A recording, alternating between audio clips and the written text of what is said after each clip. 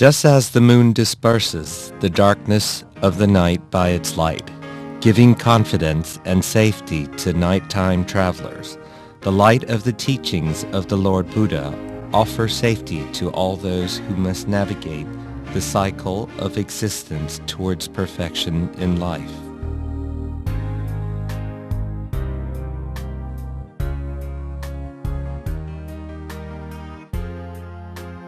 On the full moon day of each month, Buddhists throughout the world reflect upon the great compassion of the Lord Buddha in discovering and teaching Dhamma for the benefit of all beings.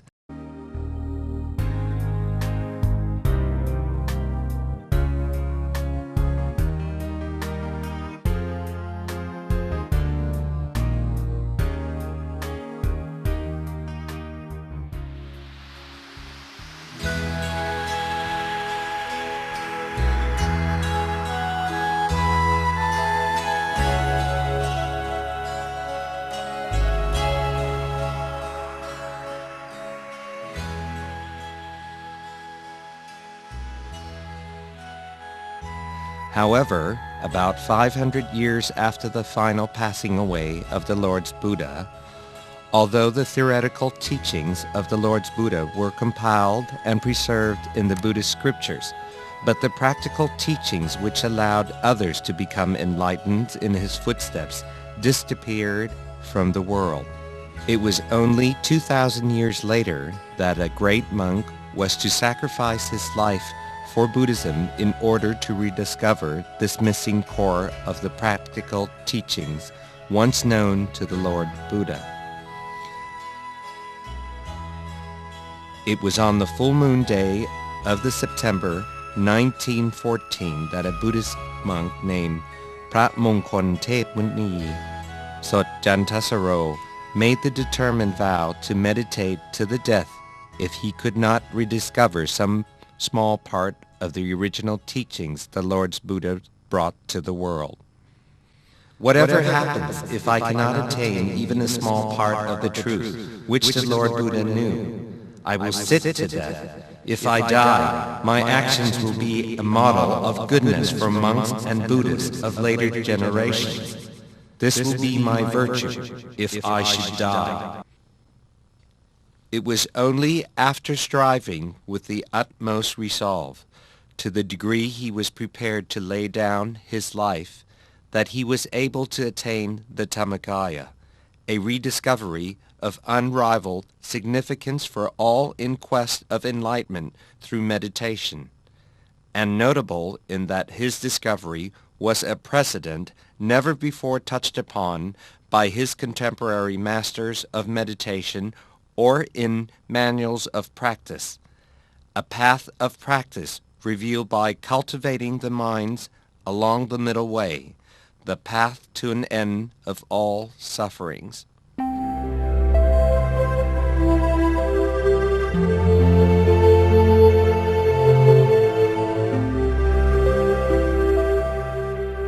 Paknam Muni was born Sot Mek Kao Noi on the 10th of October 1885 in Song Pinong, Suphanburi, Thailand. His family home overlooked the village temple from the opposite bank of the river. His father was called Ngen Mek Kao Noi and his mother Sut Jai. He was the second born of 5 children. His family was in the rice trading business and they shipped rice by barge in Song Pinong and the adjoining districts. He showed intellect, determination, and steadfastness of character from an early age, never resting from any task he had set his mind to until achieving success. He helped his parents from an early age. It was only at the age of 9 that he had the chance to commence his formal education when his uncle became a monk at Song Pinong Temple.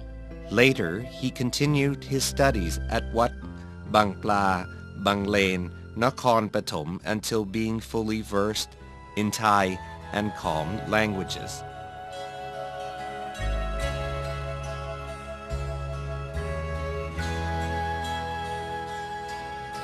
Only then did he return to help his parents with the family business. In his teenage years, the family relied upon him for most of their business affairs and trading voyages to the neighboring towns. At the age of 14, his father passed away, leaving him in charge of business and family alike.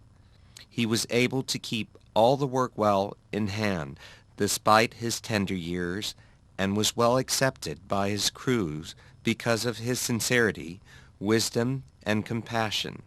Business prospered year by year until his family gained a reputation for its financial standings. One day, returning upstream to Song Pinong, the barge empty, but carrying the cash from the rice sale, he encountered dangerous rapids near Nakhon Chai Si. To avoid difficulty in making headway, he took a shortcut through a narrow, pirate-infested creek called Bang Itan. Usually barges would only risk that route in convoys, but that day he found himself alone. Sensing foreboding, he had his crew man the helm, knowing all too well that pirates would attack the helmsman first, thinking him to be the owner. He availed himself of an 8-shot rifle and hid in the bow. However, on further consideration, he felt ashamed of himself, letting others risk their lives in his place, thinking compassionately of his crew. All the crew gets from me for looking after this wretched barge is 10 or 11 baht a month. Why should I let them be the first to die when I'm the one who owns it? If disaster strikes, they should look after their own skins, because they have wives and children dependent on them for the rice in their bellies. That day he was to escape danger, unscathed, but the crisis brought home to him the futility of the household life.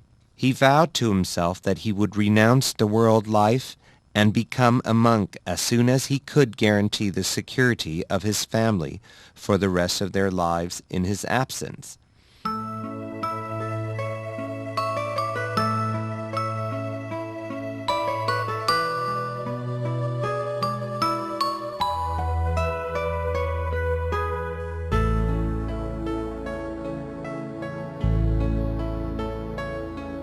At the time he made his vows, he was barely 19. However, he didn't take his own ambitions lightly. He took 3 years to amass sufficient wealth to support his family, only then entering the monastery for lifelong ordination. Luang Wat Paknam took ordination at Song Pinong Temple and was given the monastic name of Jantasaro Piku. He remained only one rainy season at that temple before traveling to Bangkok to further his studies at Wat Chetupon in both scriptural and meditational subjects. He was outstandingly conscientious in his study of the scriptures from renowned teachers, traveling regularly to Wat Arun on the opposite banks of the Chao Phraya River, Wat Mahathat, Wat Sutat, and Wat Sam Bloom in search of knowledge. He even sought extra scriptural knowledge by spending time in temples such as Wat Mahathat, Suphanburi, and returned periodically to his home temple at Song Pinong. From the earliest days of his ordination onwards, Luang Wat Paknam devoted the best part of his time to training himself in meditation. He meditated daily without exception and roamed from temple to temple in quest of knowledge concerning the proper way to meditate. In his 11th year as a monk, he found himself at Bot Bon Temple, Bang Khu Wieng Nonthaburi. In the middle of his rainy season, he reflected on the vocation to ordain he had had in his heart since the age of 19. He realized that although he was now in his 12th reigns, he still had not attained direct experience of any small part of Buddha's enlightenment. He thus felt inspired to strive to the utmost on the full moon day of September 1914. When he returned from alms round that morning, he organized things to minimize any remaining worries in his mind and made his way to the main chapel to sit for meditation. He made up his mind that if he were not to hear the sound of the midday drums, he would no more move from his meditation mat. He meditated using the mantra Samma Arahang until he started to experience extreme pain throughout his body. He endured the pain by virtue of the vow he had made and eventually managed to transcend the pain. His mind became more serene until it came to a standstill at a single point at his diaphragm, appearing as a bright sphere, the size of a yolk of an egg, steadfast and joyous at his center. The same evening, having completed his various duties, he returned to the main chapel a second time for meditation and again vowed, O Lord, impart to me the Dhamma which you attained on the day of your enlightenment. If my enlightenment will be of virtue and benefit to Buddhism, then please, O Lord, transport me to the greatest Dhamma. I shall be thy champion to maintain and uphold the greatness of thy teachings. But should my enlightenment be in vain, of no benefit to thy teachings, then, Lord, I will sacrifice my life in this meditation as the only offering I have for thee. The bright, clear sphere from earlier that day was still firmly established at the center of his body, and now became brighter and clearer at his center. It expanded and became as bright as the midday sun. The sound of the ancient words, Majjhima Patipata, or the middle way, were mysteriously to be heard at the center of his body. He was able to see a bright spot at the center of his body, and he expanded the sphere, enlarged, and disappeared. He whispered to himself, it's so hard like this. This is why no one else could manage to achieve it. Sensation, memory, thought, and cognition, all these things must be united into one single spot. Once the mind is still, it ceases to be. Once it ceases to be, the new one can arise. Stopping his mind continuously, he was able to attain Dhammakaya, or body of enlightenment, a body which had an appearance similar to Buddha image with the lotus bud as its top knot, but completely clean and pure like crystal.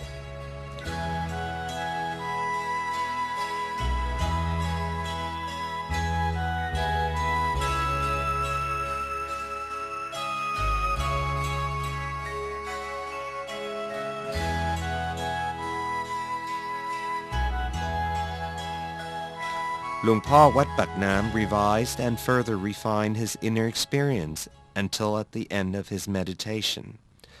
The vision of a temple appeared to him, which he recognized as Wat Bang Pla, where he had studied in his youth, and it occurred to him that this must be the place where he must start to spread the Dhammakaya tradition. At the end of the rainy season, Luang Por Wat Paknam transferred to Wat Bang Pla to teach the monks residents there. He was able to train 3 monks and 4 lay people to attain Dhammakaya in his footsteps. On the banks of Pasi Jaron Canal, there's a temple called Wat Paknam Pasi Jaron. The position of abbot at the temple had been vacant for many years. His Excellency, Somdet Prawanarat of Wat Prat Chetupon, who was the monastic governor of this district, consecrated Luang Por Wat Paknam as the new abbot so that he wouldn't have to continue his nomadic existence. Luang Por Wat Paknam reluctantly accepted the title with the intentions of remaining acting abbot for only 3 months, but eventually his position was made permanent. Taking on the duty of governing Wat Paknam was a heavy responsibility indeed for the new abbot, because neither the monks nor the devotees accepted him at first. It was only a minority who cooperated. The rest conspired to slander and discredit him. Often they were drunk and disorderly. Sometimes they made attempts on his life, even going as far as to try gunning Luang Wat Paknam down in front of his congregation. In spite of his dangers, Luang Pa maintained, "We monks must never fight nor run away, but must persevere in our pursuit of good deeds. This is the only way we can win at all times." He had to endure in the face of multitudinous problems and hindrance while at the same time developing the temple in every way by encouraging the monks and novices to study both the scriptures and meditation. The numbers of monks in the monastic community of Wat Paknam gradually increased.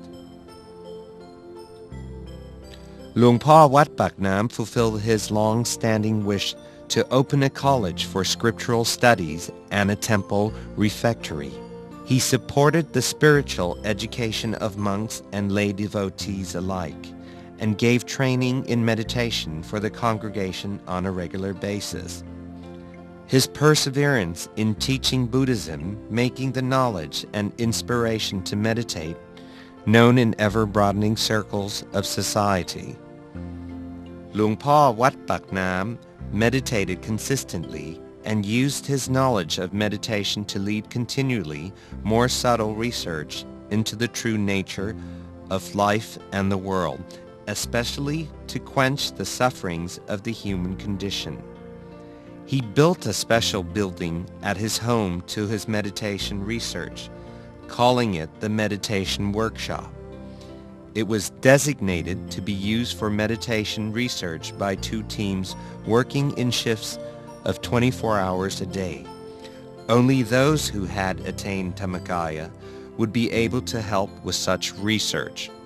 The reputation of Luang Pa Wat Paknam and those doing meditation research spread far and wide in Thailand and abroad.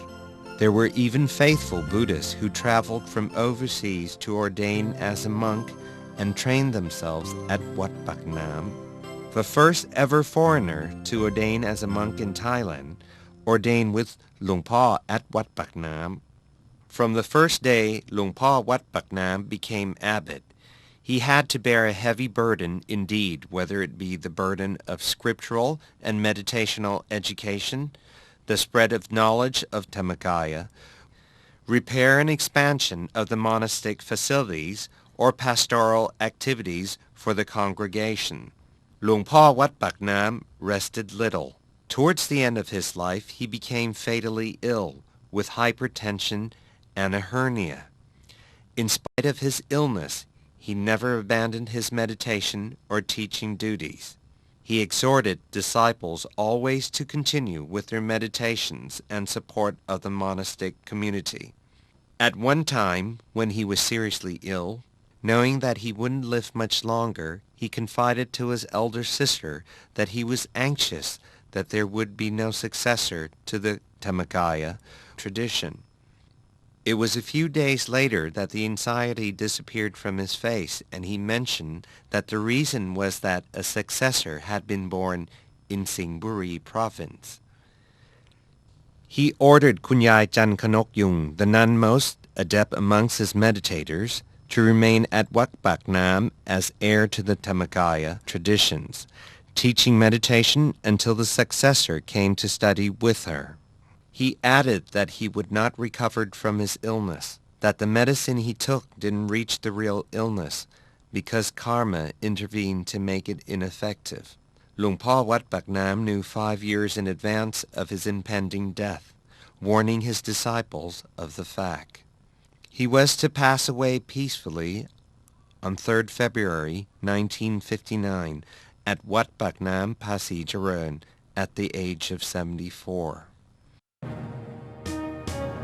Even though the light Luang Po Wat Paknam shone forth to the world has now extinguished, but the flames of his teachings burns on in the form of the knowledge of Dhammakaya, a legacy of meditation experience which brings insight into the importance in our lives of pursuing perfection and training ourselves to attain Dhammakaya.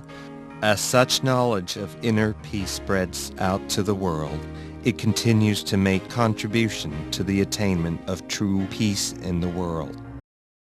Even to this day, the precious heritage of the knowledge of Dhammakaya continues to flourish in all walks of society. Disciples of Luang Po Wat Paknam now practice meditation throughout the world and continue to perpetuate his life's work and mission out of gratitude to he who rediscovered the knowledge of Dhammakaya